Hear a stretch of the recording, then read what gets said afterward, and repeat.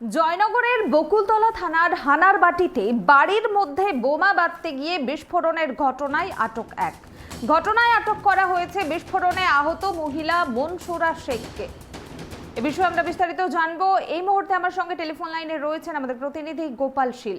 গোপাল, জয়নগরে হানারবাটিতে যে বাড়ির মধ্যে বোমা বাঁধতে গিয়ে বিস্ফোরণের ঘটনা ঘটেছিল, কি আপডেট রয়েছে এখনো পর্যন্ত? দেখো, তোমাকে বলে রাখি, গতকাল দুপুরে হঠাৎ করে জয়নগরের বকুলতলা থানা এলাকার হানারবাটি গ্রামে বোমা বিস্ফোরণে কেঁপে ওঠে এলাকা, আতঙ্কিত হয়ে পড়ে এলাকাবাসী। চতুর্দিকে দৌড়াদৌড়ি করে শেষ পর্যন্ত তারা বুঝতে পারে এলাকার যে মনসুরা শেখ অর্থাৎ কালাম শেখ যে বাড়ি রয়েছে তার বাড়িতে বোমা বিস্ফোরণ হয়েছে। পুলিশ আসে, পুলিশ এসে তিনজনকে উদ্ধার করে তাদেরকে প্রাথমিক স্বাস্থ্য কেন্দ্রে প্রথমে নেমপি নিয়ে যায়, সেখান থেকে ড্যাবনাগা হসপিটাল থেকে ইতিমধ্যে বাঙুর হসপিটালে দুজনকে ভর্তি করা হয়েছে, সেখানে দুজনের চিকিৎসা চলছে। অন্যদিকে কালাম শেখের স্ত্রী মনসুরা শেখ সে সামান্য জখম হয়। প্রাথমিক চিকিৎসার পর পুলিশ তাকে আটক করে জিজ্ঞাসাবাদ শুরু করেছে। কিন্তু একটা জিনিস দেখো, যেখানে এই যে মনসুরা শেখ এবং তার স্বামী কালাম শেখ, সেই কালাম শেখের বাড়ি কিন্তু যেখানে যে বিস্ফোরণ হয়েছে এই বাড়িটি তার পুরনো বাড়ি বলে বিখ্যাত। ইতিমধ্যে তিনি গটিয়ারা এলাকায় থাকে, সেখানেও তার একটি বড় বাড়ি রয়েছে। বোমা বাঁধার কাজের জন্য এখানে মাঝে মধ্যে আসতো, কারণ এলাকাবাসী ইতিমধ্যে বিস্ফোরক মন্তব্য করেছে। বারবার কিন্তু এই বোমা বাঁধার কথা প্রশাসনের কানে তোলা হয়েছিল, কিন্তু প্রশাসন সেটা তলিয়ে দেখেনি। এখন বড় একটা বিস্ফোরণ ঘটে যাবার পর পুলিশ কিন্তু তদন্ত শুরু করেছে।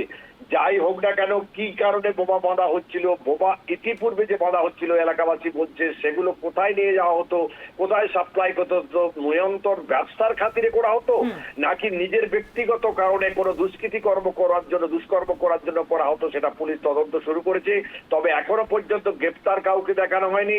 অন্যদিকে দেখা যাচ্ছে আনিস শেখ, ওদের যে এক আত্মীয় রয়েছে অর্থাৎ কালাম শেখের আত্মীয়, তারা দুজনে কিন্তু কলকাতার বাঙুর হসপিটাল রয়েছে, সেখানে পুলিশি পাহারায় চিকিৎসাধীন। তবে অবস্থা খুবই আশঙ্কাজনক বলে স্থানীয় সূত্রে খবর। গোপাল, যারা আহত হয়েছেন বোমা বাঁধতে গিয়ে তারা কি কোনো রাজনৈতিক দলের সঙ্গে জড়িত? এই বিষয়ে কোনো রকম তথ্য জানা গিয়েছে? দেখো, এলাকাবাসীর সঙ্গে কথা বলতে যেহেতু দুষ্কর্ম করেছে, কোন রাজনৈতিক দল তাদের দায়িত্ব নিতে চাইছে না, এটা নিয়েও চাপানোতর জারি রয়েছে। প্রত্যেকেই বলেছে, ওখানকার এলাকায় আমরা প্রত্যক্ষদর্শীকে জেনেছি, এমনকি দেখা গেছে যে দেয়ালটায় বিস্ফোরণ হয়েছিল দেয়ালের পাশে জোড়াফুল চিহ্ন ছবি আঁকা রয়েছে। এখান থেকে মনে করা হচ্ছে এরা শাসক দলেরই সমর্থক ছিল বলে মনে করা হচ্ছে, তবে সক্রিয় কোনো রাজনীতি করতো না। অন্যদিকে কিন্তু বিশ্বনাথ দাসের সঙ্গে আমরা কথা বলার চেষ্টা করেছিলাম, এখানকার বিধায়ক। তিনি কথা বলতে না চাইলেও পরিষ্কারই তিনি বলেছেন এসওসি মদতপুষ্ট। অর্থাৎ তুমি জানো, জয়নগরে যে এলাকার ঘটনা ঘটেছে এখানে এসওসির একটি বাড়বাড়ন্ত আছে এবং প্রচুর পরিমাণে এসওসি সমর্থক রয়েছে। তবে বর্তমানে সেই সমস্ত সমর্থকরা স্থানীয় যে শাসক দল তাদের দিকে ঝোঁক নিয়েছে। তবে রাজনীতির চাপানো তো রয়েছে, এবারে এসওসি ফ্যাক্ট হচ্ছে এখানে। ধন্যবাদ গোপাল। যে খবরের দিকে আমাদের নজর রয়েছে, জয়নগরের বকুলতলা থানার হানারবাটিতে বাড়ির মধ্যে বোমা বাঁধতে গিয়ে বিস্ফোরণের ঘটনা ঘটে গতকাল দুপুরে, আর সেই ঘটনায় একজনকে আটক করা হয়েছে। জানা যাচ্ছে যাকে আটক করা হয়েছে তিনি ওই বিস্ফোরণেই আহত মনসুরা শেখ। জয়নগরের বকুলতলা থানার হানারবাটিতে একটি বাড়িতে বিস্ফোরণ ঘটে, সেই ঘটনায় জখম হন একজন মহিলা সহ ৩ জন। জখম হয়েছেন কালাম শেখ ও তার স্ত্রী মনসুরা সহ আরও একজন। মঙ্গলবার দুপুরে তাদের বাড়িতে প্রচণ্ড শব্দে বিস্ফোরণ হয় এবং গুরুতর জখম হন কালাম ও মনসুরা। এছাড়াও তাদের এক আত্মীয় আহত হয়েছেন।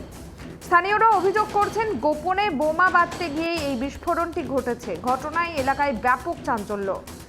পুলিশ জানিয়েছে ঠিক কী কারণে বিস্ফোরণ তা খতিয়ে দেখা হচ্ছে। দুর্ঘটনার পরই কালাম ও আরেক আত্মীয়, তার কিন্তু কোনো রকম খোঁজ মেলেনি।